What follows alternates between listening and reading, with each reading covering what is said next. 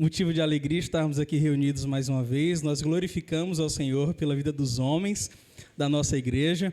O Senhor, pela sua graça, nos permitiu uma semana muito edificante, muito abençoadora.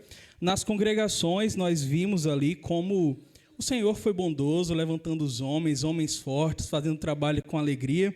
E que isso não seja exclusividade da semana, né? No ano. São tantos dias que nós temos além dessa semana para trabalhar para o reino de Deus.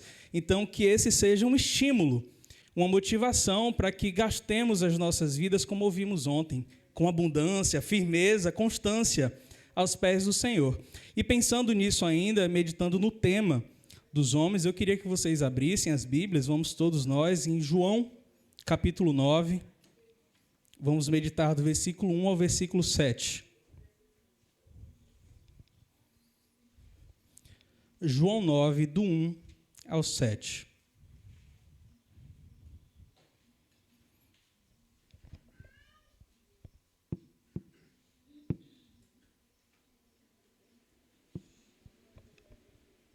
Amém? Todos encontraram? Vamos fazer a leitura. Diz assim a palavra do Senhor. Ao passar, Jesus viu um cego de nascença. Seus discípulos lhe perguntaram: Mestre, quem pecou? Este homem ou seus pais, para que ele nascesse cego? Disse Jesus: Nem ele, nem seus pais pecaram, mas isto aconteceu para que a obra de Deus se manifestasse na vida dele. Enquanto é dia, precisamos realizar a obra daquele que me enviou. A noite se aproxima quando ninguém pode trabalhar. Enquanto estou no mundo, sou a luz do mundo. Tendo dito isso, cuspiu no chão, misturou terra com saliva e aplicou-a nos olhos do homem. Então lhe disse: Vá lavar-se no tanque de Siloé, que significa enviado. O homem foi, lavou-se e voltou vendo.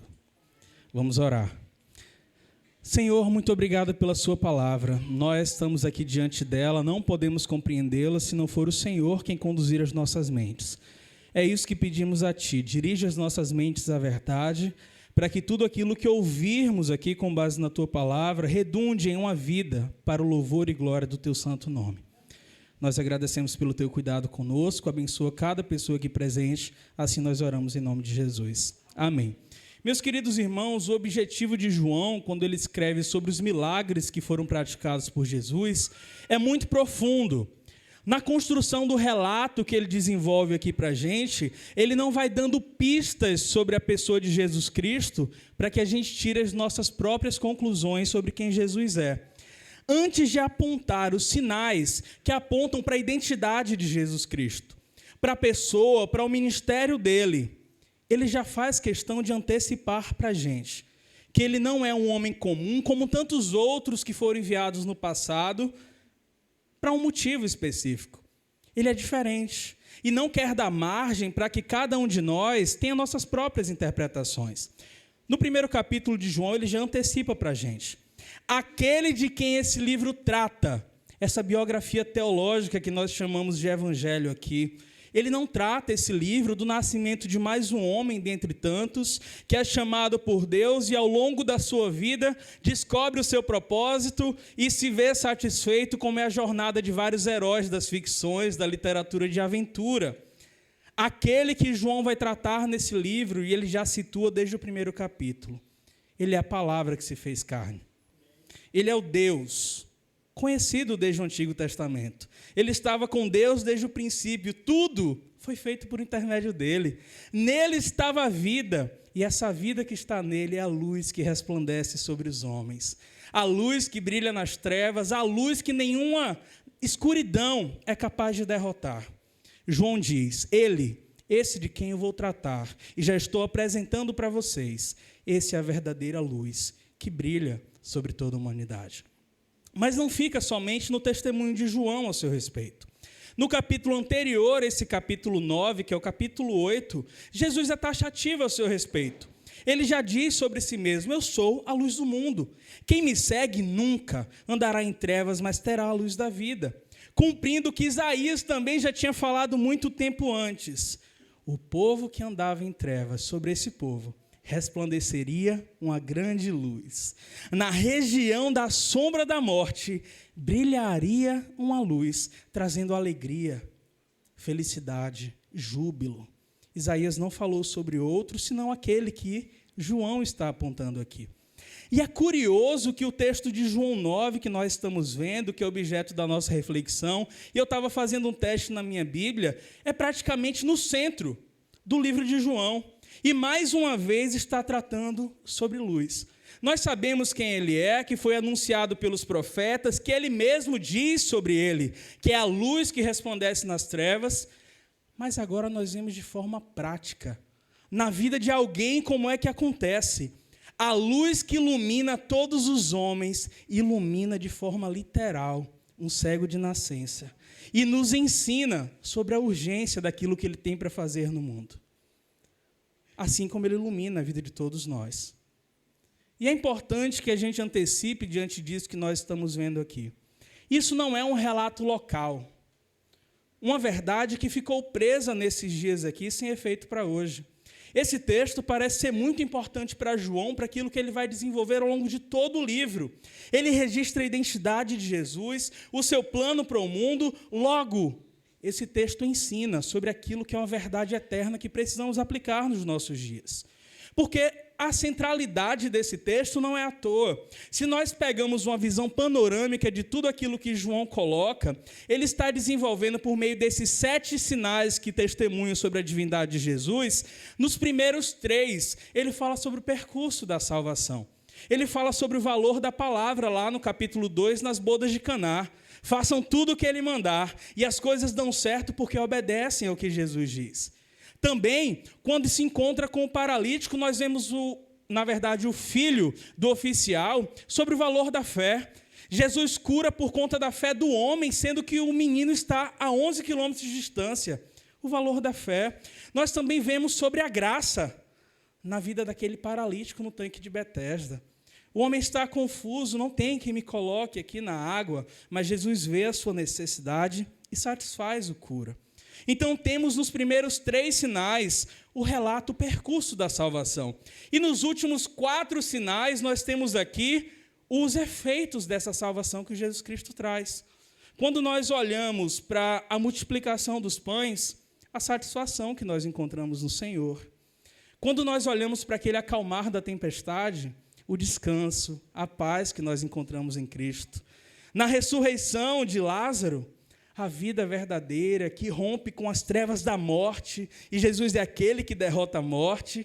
E nesse sinal que nós estamos vendo agora, que ele é o 6º sinal, a iluminação promovida por Cristo, que remove a cegueira espiritual, faz com que a gente enxergue as verdades da parte de Deus. Ou como diz a palavra, como Jesus nos tira das trevas e nos transporta para o reino maravilhoso do seu amor, que é um reino de luz.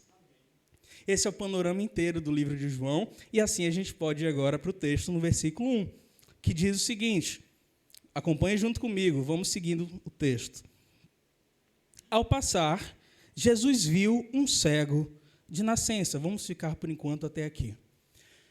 E, meus queridos, parece uma afirmação muito simples, muito comum, como ele fez em outras vezes, mas nós não podemos perder de vista, em momento algum, a preciosidade que é o olhar de Jesus Cristo. Jesus tem um olhar aberto para as aflições do mundo, e nós estamos diante de alguém que não poderia sequer enxergá-lo, alguém que não poderia vê-lo. E olhe que Jesus não está em tempos de calmaria, em um momento confortável do seu ministério. Aliás, nunca teve nenhum momento confortável no ministério terreno de Jesus Cristo. Ele está aqui nesse capítulo 9, sendo muito perseguido pelos fariseus. Se você ler depois o capítulo 8, você vai ver que Jesus foi chamado de endemoniado. Termina o capítulo dizendo que pegaram pedras para apedrejá-lo. Por quê? Por conta de uma discussão que começou quando trouxeram para Jesus uma mulher que foi pega em adultério, e Jesus confronta os acusadores. Isso desperta uma perseguição, uma discussão ferrenha. E termina o capítulo 8, você pode conferir aí, com a palavra dizendo que Jesus teve que se esconder e sair fugido do templo. Jesus estava com ameaça à sua própria vida, escancarada aqui. Mas ao passar, ele viu esse cego de nascença. A perseguição, os obstáculos para o seu ministério não fizeram com que ele perdesse o foco da sua missão, do seu programa de bondade, de amor, de misericórdia. Ele é aquele que tem uma graça que é imparável. É muito incomum absolutamente ninguém tem um olhar mais calibrado do que Jesus Cristo para a necessidade do homem. Ninguém consegue ter um olhar mais penetrante e conseguir identificar de plano, imediatamente, aquilo que nós mais precisamos. Ele consegue identificar imediatamente quem dele precisa. E ele fica parado depois disso. Ele tem uma graça que é tão maravilhosa que o move a agir. Ele não é alguém que fica em contemplação, mas é aquele que identifica, ele vê, ele enxerga e ele age para satisfazer a necessidade do homem. E de uma vista comum de Jesus Cristo aqui, nós podemos ter como princípio eterno: a iniciativa desde sempre é dele. Nas nossas incapacidades de nos achegar ao Senhor, é sempre ele quem nos vê. É sempre ele quem identifica a nossa necessidade e faz tudo o que é necessário para atendê-las. Assim como todos nós que somos pecadores perdidos, pessoas que não conseguem enxergar um palmo diante do próprio nariz normalmente, pessoas que tantas vezes, presas na sua ignorância e desconhecimento sobre Deus, adotam seus próprios caminhos, preferem viver da sua própria maneira, mas ainda assim, não importa quão intelectual que seja o homem diante dos homens, como Nicodemos foi. Se nós não formos iluminados pelo Senhor, e antes de sermos iluminados por Ele, sermos vistos por Ele, nós estamos perdidos. E se você ver no versículo 14 desse capítulo 9, vai dizer que era sábado. Nós estamos entendendo a forma de Jesus agir. É o dia sagrado de descanso para o povo judeu. Naquele contexto ali, Jesus poderia ter passado por esse cego e não ter feito nada, porque era legítimo ele descansar. Talvez ele devesse descansar como muitos outros estavam fazendo. Mas esse Jesus, que é para a gente exemplo de trabalho, como eu tenho falado desde ontem, ele não adia, ele não procrastina. O trabalho dele é constante, inarredio, e é um trabalho que, como nós vimos ontem, é abundante, é além daquilo que se espera. Ele tem um trabalho para colocar em prática, e esse trabalho não pode esperar. Versículos 2 e 3, a narrativa se desenvolve. Seus discípulos lhe perguntaram: Mestre, quem pecou, esse homem ou seus pais, para que ele nascesse cego? Disse Jesus: nem ele nem seus pais pecaram, mas isso aconteceu para que a obra de Deus se manifestasse na vida dele. Jesus vê esse cego. A gente não tem aqui a informação de como Jesus chegou ao conhecimento que era um cego de nascença para que João transmitisse. Mas ele sabe, ele prescruta todas as coisas. E o que nós vemos aqui é que a postura desses discípulos pode para nós soar até mesmo insensível. Parece ser algo legalista. Eles partiram do pressuposto, como ponto de partida, aquilo que os judeus da sua época, embora eles estivessem ao lado de Jesus, criticado, perseguido por esses judeus, o mesmo ponto de vista deles. Ele está assim por quê? É uma retaliação da parte de Deus. Deus o castigou, é a vingança. Esse Deus está castigando por conta do pecado pessoal dele ou dos seus pais. Só que é inevitável que a gente pense, diante dessa pergunta aqui dos discípulos, que é extremamente impertinente eles fazerem essa colocação nesse momento, na companhia de Jesus Cristo. Diante de um homem cego, conhecendo quem Jesus Cristo é, será que o mais importante para esse momento é um debate teológico sobre a origem do mal, sobre a causa do sofrimento desse homem? Não é o mais importante para Jesus. E ele não entra nessa discussão porque isso não é prioridade, ele não tem tempo a perder. Os religiosos da época de Jesus Cristo viviam em um ritmo diferente do ritmo de Jesus. O pensamento religioso da época pensava num Deus que era retaliador. Você olha para o estado da pessoa e você consegue entender se essa pessoa é uma pessoa devota a Deus, está em devoção, ou é uma pessoa que merece o castigo. Se a vida vai bem, essa pessoa está em paz com Deus. Mas se a vida tem calamidades, tem tragédia, tem enfermidades, é porque Deus está castigando. Esses religiosos que não entendem nada da parte de Deus, que Jesus mesmo já disse em outro momento que são guias cegos, eles não entendem as coisas verdadeiramente. Mas Jesus não se detém a esse tipo de discussão, mas ele rejeita imediatamente o que é colocado. Embora nós saibamos sim que todos os problemas do mundo só existem porque um dia Adão e Eva pecaram. E sim, é verdade que muitas vezes o pecado, ele produz um sofrimento pontual. Pecados pontuais produzem também sofrimentos pontuais. Mas não quer dizer aqui que o resultado desse homem, a situação desse homem é um pecado seu ou de sua família. O ritmo de Jesus não é o ritmo desse legalismo impiedoso, que enxerga o homem e fica confabulando. Por que ele está assim? Sem estender a mão e fazer algo que possa transformar a sua vida ou pelo menos melhorar. Jesus não quer entrar, e é uma lição para a gente, em discussões vãs que não glorificam a Deus, e discussões vãs que não transformam a vida de ninguém. Ele não quer isso. Ele quer colocar em ação.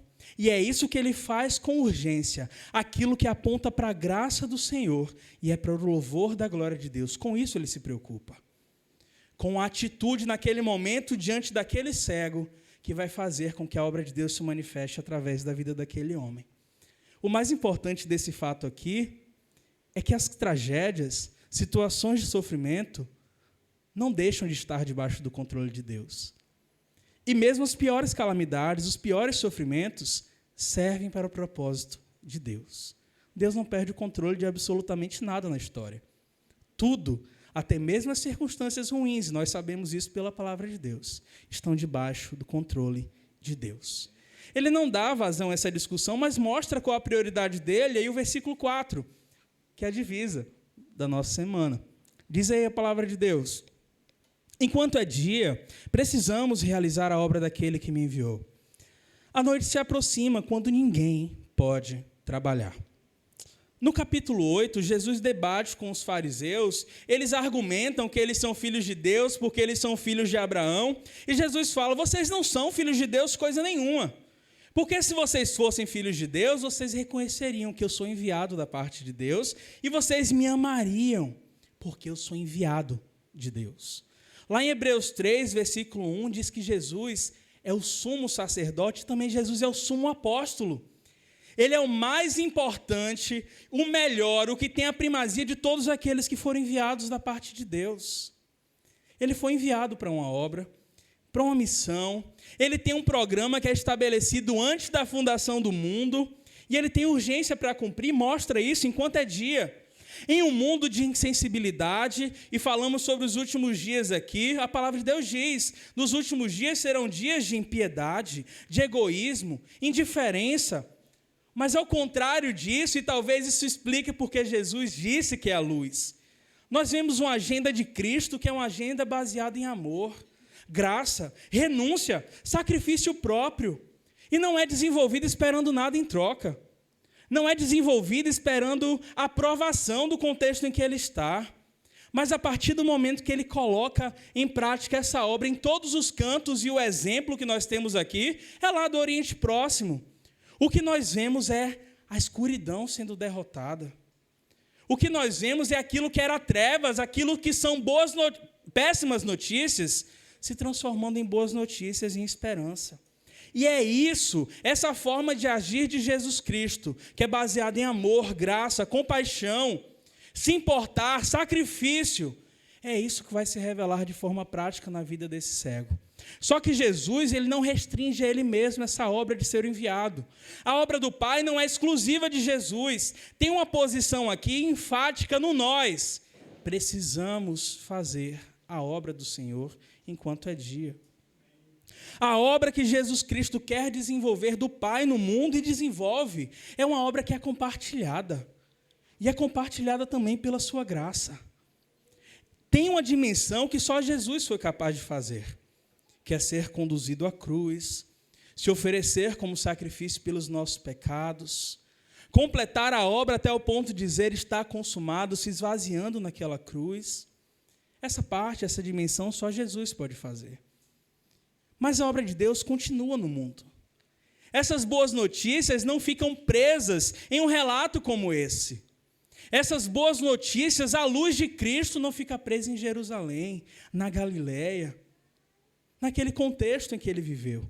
Isso tudo, essa boa notícia, deve chegar até os confins da terra e deve ser desempenhada essa obra que mostra essas boas notícias por quem? Também pelos seus discípulos, aqueles que são enviados pelo enviado, aqueles que caminham a partir da sua autoridade. E o que Jesus diz para a gente como princípio é que há uma urgência de realizar as obras de Deus. A vontade do Senhor tem que ser colocada em prática imediatamente. E essa obra de Deus não é interrompida com o fim do ministério de Jesus Cristo.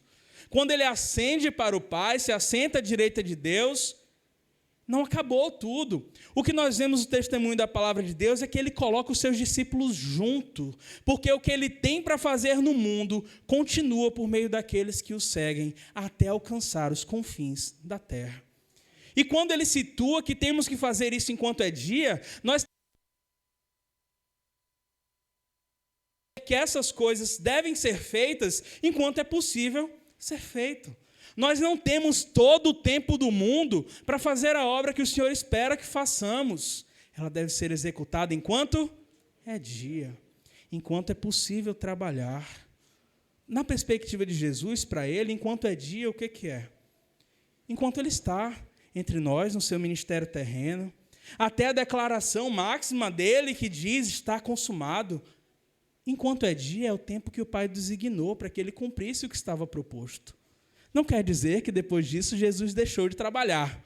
Ele parou, ficou em inutilidade, inatividade, ou que aquele que é a luz deixou de brilhar. Mas quer dizer que a obra dele como enviado do mundo, até esse momento, foi cumprida no seu ministério de humilhação. Ele completou. A carreira que estava proposta a Jesus foi cumprida com excelência. E acabou, então, a participação de Jesus Cristo? Não. Nós cremos que o nosso Senhor vive. Ele foi glorificado. Ele está à direita de Deus. E Ele continua trabalhando no mundo com a mesma autoridade e poder. Só que nós não temos mais Jesus entre nós, andando nos vilarejos, nas aldeias, curando, libertando pessoas. A posição de autoridade dele permanece. Mas Ele chamou para si, com seu maravilhoso amor. Ele salvou, ele capacitou com o Espírito Santo e enviou homens e mulheres de todos os lugares para cumprirem a sua obra aqui no mundo. E esses devem fazê-la enquanto é dia. Lá em João 15, versículo 12, ele falou, olha, eu digo para vocês a verdade, aquele que crê em mim fará as obras que eu tenho realizado e fará coisas ainda maiores do que estas, porque eu estou indo para o Pai. Farão obras com a dimensão ainda maior, no sentido prático, que devemos fazer enquanto é dia. O dia é o tempo que o Senhor concedeu a cada um de nós. Davi, ele é capaz de dizer assim no Salmo 39, se eu não me engano, mostra-me, Senhor, o fim da minha vida e o número dos meus dias para que eu compreenda o quanto eu sou frágil. Se eu compreender a fragilidade da minha vida, eu vou entender como é urgente que eu faça aquilo que é prioritário na minha vida. Não há tempo a perder. Tem um tempo determinado por trabalho e não podemos esperar. A vida de cada um de nós é aquilo que nós podemos enxergar como o dia. Como a duração da luz do dia deve estimular um trabalhador a fazer as suas atividades durante sua jornada de trabalho, porque depois que vem a noite, não dá mais para ser produtivo como era. E não pode perder tempo, porque é um dia limitado. Assim é a nossa vida.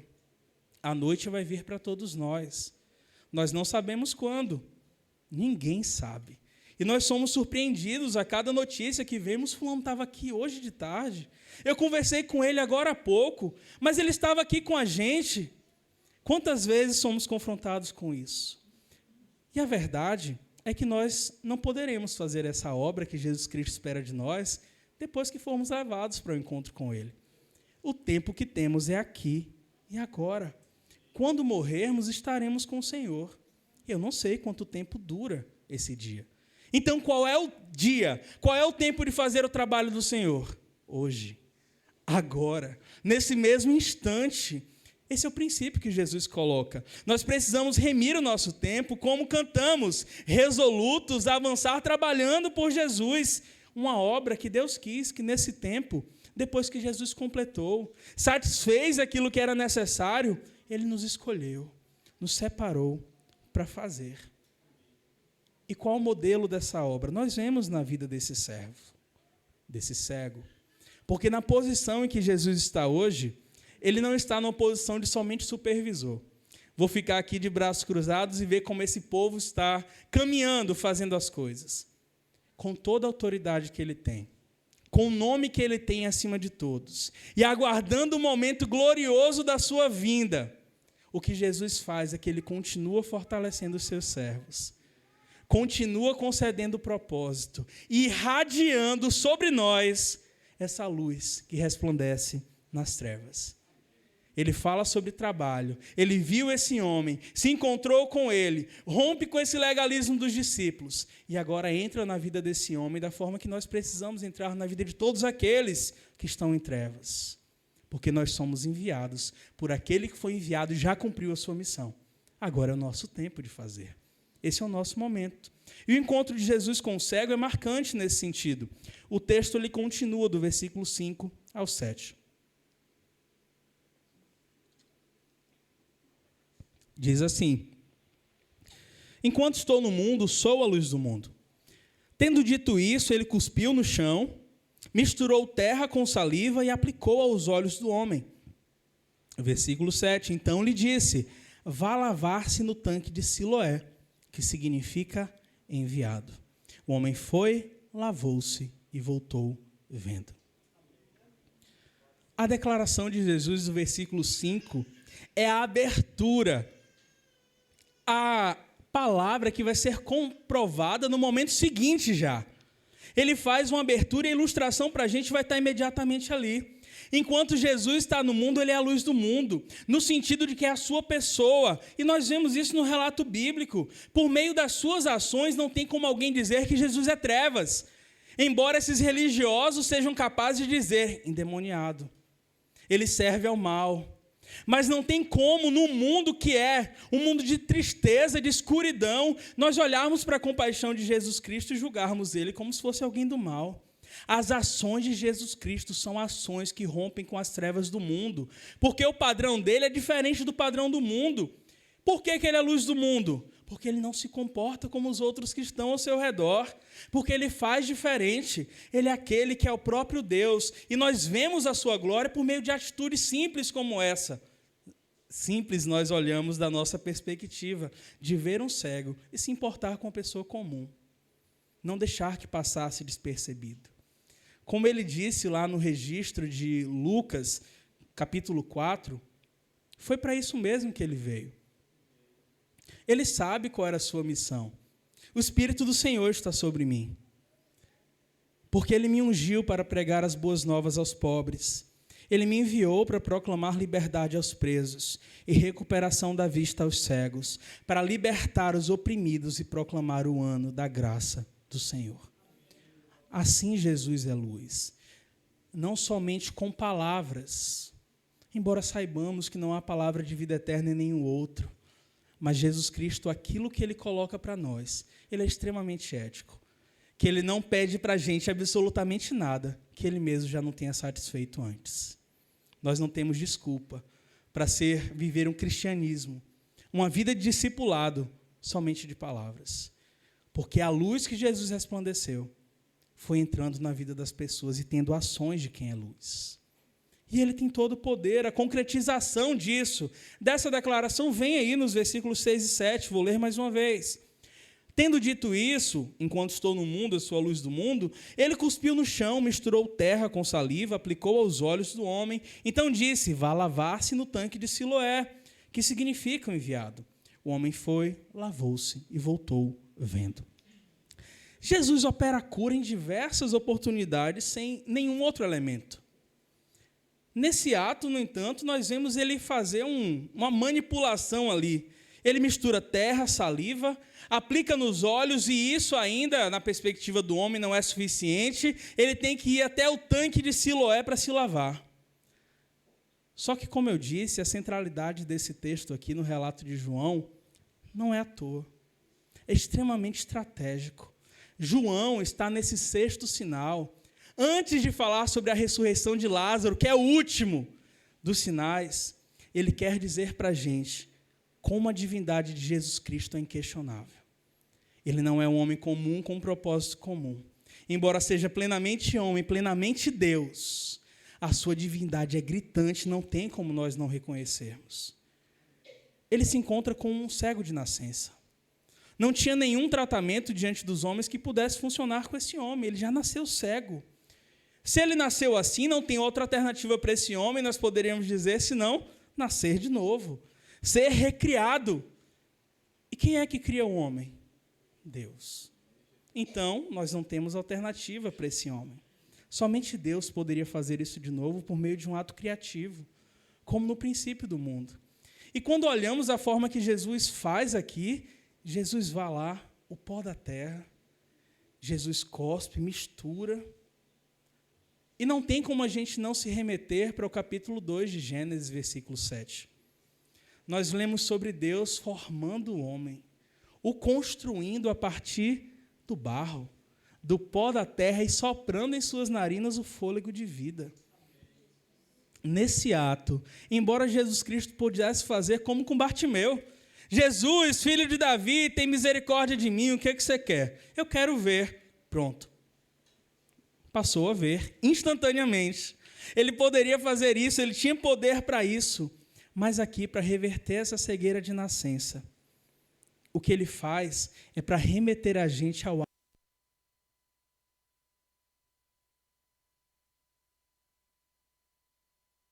forma o homem a partir da sua palavra, mas também colocando a mão, manipulando ali diretamente.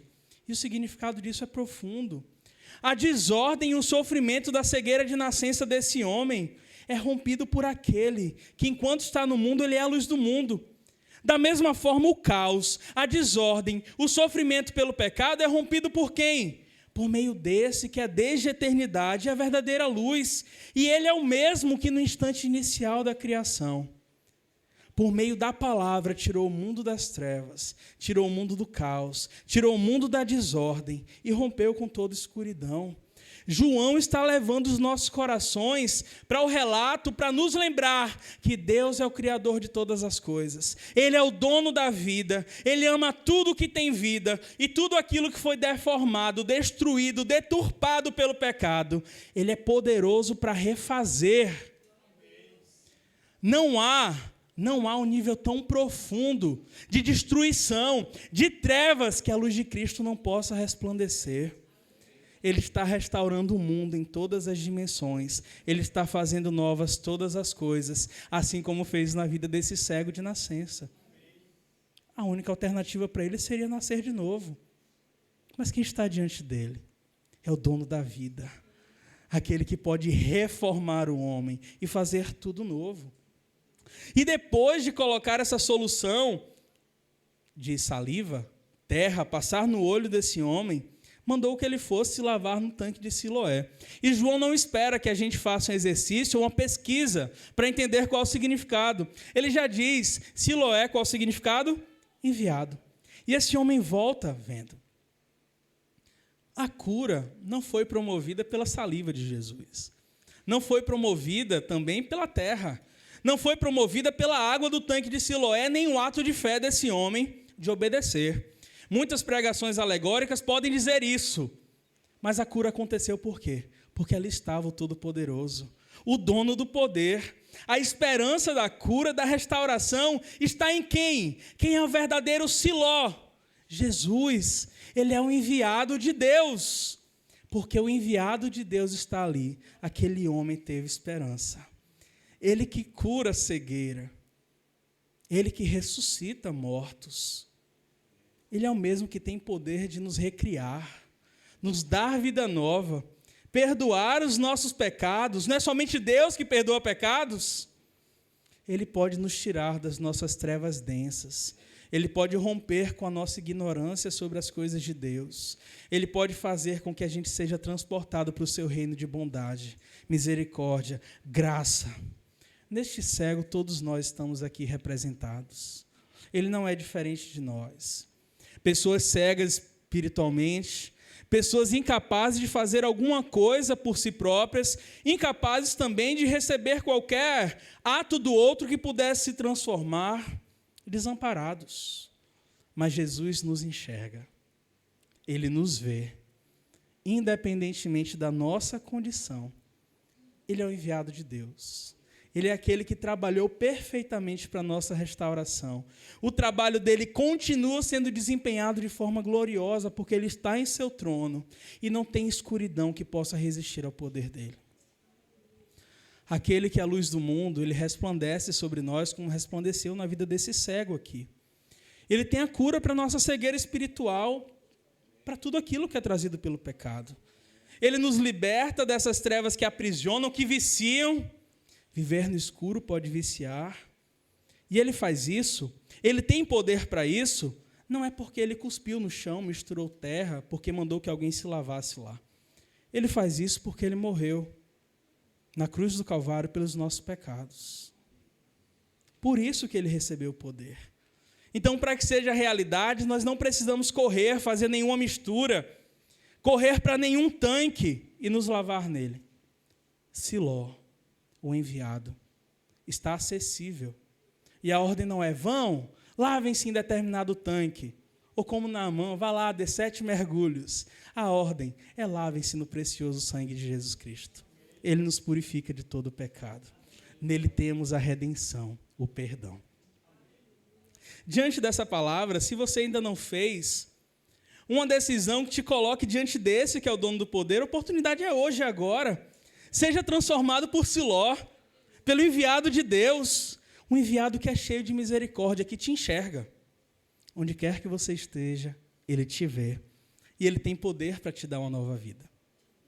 Mas se você já passou por essa experiência, você já lavou as suas vestes no sangue do Cordeiro, se você já se encontrou com Siló, a verdade desse texto nos confronta e nos mostra o privilégio de sermos enviados pelo Supremo Enviado. É isso que ele faz conosco. Ele é a esperança de toda a humanidade. E essa esperança deve ser anunciada enquanto é dia. Ele, que é a luz do mundo, nos fez luzeiros seus. Pessoas que não têm luz própria, mas que irradiam a partir da revelação da luz de Cristo. E o que ele diz para nós? Ele começou lá dizendo: enquanto estou no mundo, eu sou a luz do mundo. Enquanto é dia, façamos a obra daquele que me enviou. E ele também diz: assim, resplandeça a luz de vocês diante dos homens, para que vejam as vossas boas obras, obras enviadas por Deus, e glorifiquem assim, como a cura desse homem glorificou a Deus, glorifiquem ao nosso Pai que está nos céus. Trabalhemos para a glória do Senhor, mas antes disso, nos esbaldemos, nos entreguemos para esse que é o enviado de Deus e tanto nos ama. Que Deus nos abençoe. Vamos orar.